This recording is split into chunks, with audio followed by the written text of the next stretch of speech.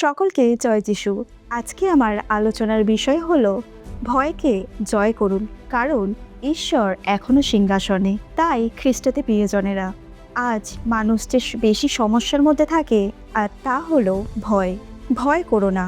আর এই কথাটি আমরা বাইবেলে প্রায়ই দেখতে পাই। আসলে ভয় আমাদের জীবনে খুব তাড়াতাড়ি কাজ করে।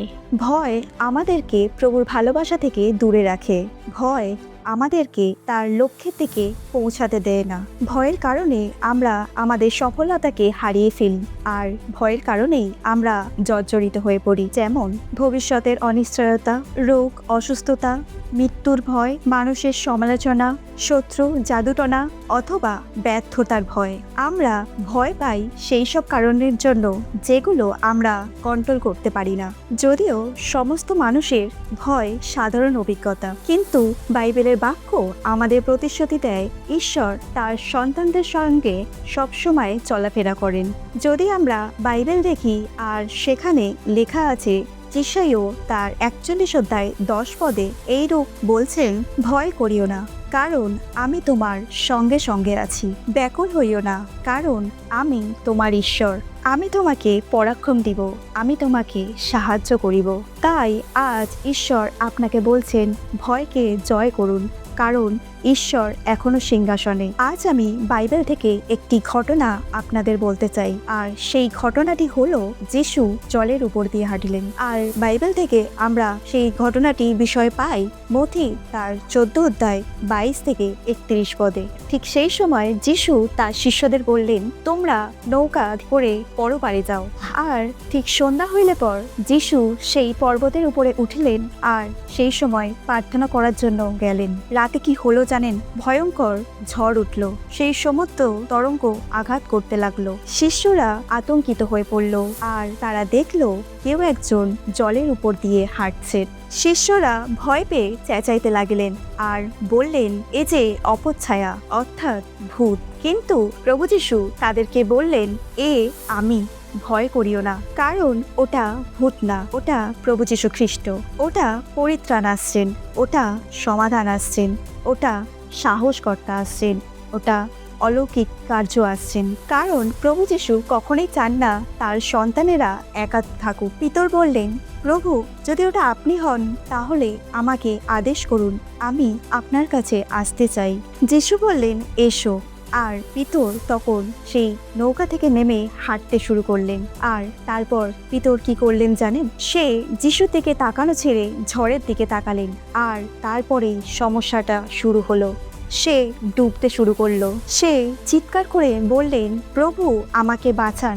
যিশু সঙ্গে সঙ্গে তার হাতকে ধরলেন এবং বললেন, হে অল্প বিশ্বাসী, কেন সন্দেহ করলে? এখান থেকে আমরা যে শিক্ষা পাই, আর নাম্বার 1, ভয় দেখলে ডুববেন, কিন্তু যিশুকে দেখলে উঠবেন। পিতর যখন যিশুর দিকে তাকিয়েছিলেন তখন তিনি হাঁটছিলেন, কিন্তু যখন ঝড়ের দিকে তাকালেন তখন তিনি ডুবতে শুরু করলেন। আজ অনেক মানুষ ডুবে যাচ্ছে কারণ তারা সমস্যাকে বড় করে দেখে, কিন্তু ঈশ্বরকে না। ঈশ্বর বলছেন, সমস্যাকে কম দেখো, কিন্তু আমার দিকে বেশি তাকাও। নাম্বার 2, ভয় শয়তানের অস্ত্র।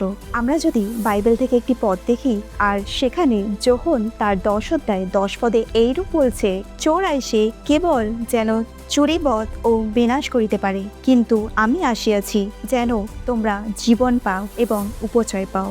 আমেন।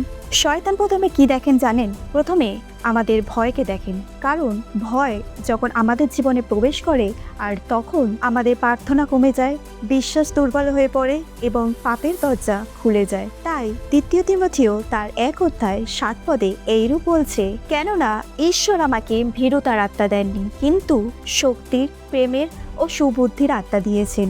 নাম্বার 3, ঈশ্বর এখনো সিংহাসনে, তাই আপনি এখনো নিরাপদ। আজ মানুষ ভাবে সব শেষ, কিন্তু সত্য হলো ঈশ্বর এখনো সিংহাসন ছাড়েননি। আমরা যদি গীতসংহিতা তার 46 অধ্যায় 1 পদ দেখি, আর সেখানে বলছেন, ঈশ্বর আমার পক্ষে আশ্রয় ও বল, তিনি সংকটকালে অতি সুপ্রাপ্য।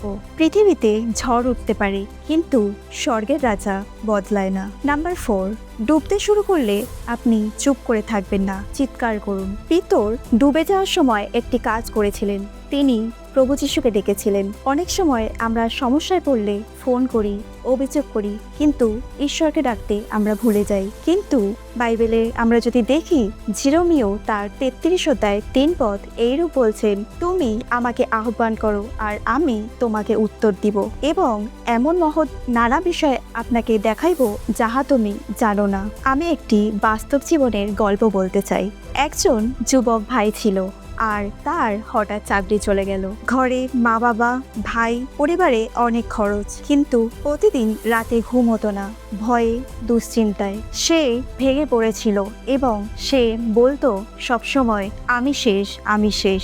একদিন সে চার্চে গেলেন এবং পাস্টার তাকে বললেন, তুমি চাকরি হারাও নাই, ঈশ্বর তোমাকে ভয়ের কারাগার থেকে মুক্ত করতে চান। পাস্টার তাকে 7 দিনের চ্যালেঞ্জ দিলেন আর বললেন, তুমি প্রতিদিন সকালে 5 মিনিট এই কথা বলবে, এক, ভয় আমার নয়, ঈশ্বর আমার সঙ্গে আছেন, আমার জীবনের কর্তৃত্ব যিশুর হাতে। সে বিশ্বাসে ঘোষণা করতে শুরু করলো আর বিশ্বাসে সে প্রতিদিন এই কথা বলতে লাগলো। আর কিছুদিন পরে তার জীবনে একটা সুযোগ এলো। সে ভালো একটি কাজ পেলেন আর তার জীবনে সাক্ষ্য দিতে থাকলেন। পরিস্থিতি ধীরে ধীরে বদলাচ্ছে, কিন্তু ভয় প্রথমে বদলেছে। খ্রিস্টতে প্রিয়জনেরা, যেদিন আপনার ভয় বদলাবে সেদিন আপনার পরিস্থিতি বদলাবে। আজ আপনি 3টি কাজ করুন। ভয়কে নাম দিয়ে চলুন। বলুন, এটা ভয়, এটা সত্য নয়। দ্বিতীয়ত, ঈশ্বরের বাক্য দিয়ে উত্তর দিন। বলুন, ভয় করিও না, কারণ আমি তোমার সঙ্গে সঙ্গে আছি। তৃতীয়ত, বিশ্বাসে ঘোষণা করুন, ঈশ্বর এখনো সিংহাসনে, তাই আমার জীবন নিরাপদ। খ্রিস্টতে আমার প্রিয় ভাই ও বোনেরা, ঝড় আসবে, ভয় আসবে, সমস্যা আসবে, কিন্তু মনে রাখবেন, যিশু ঝড় থামান, যিশু সাগরের ওপর দিয়ে হাঁটেন আর যিশু হাত ধরে তোলেন। আপনি আর একা নন, ঈশ্বর এখনো সিংহাসনে। ঈশ্বর তার নিজ বাক্যে আশীর্বাদ করুন। জয় যিশু।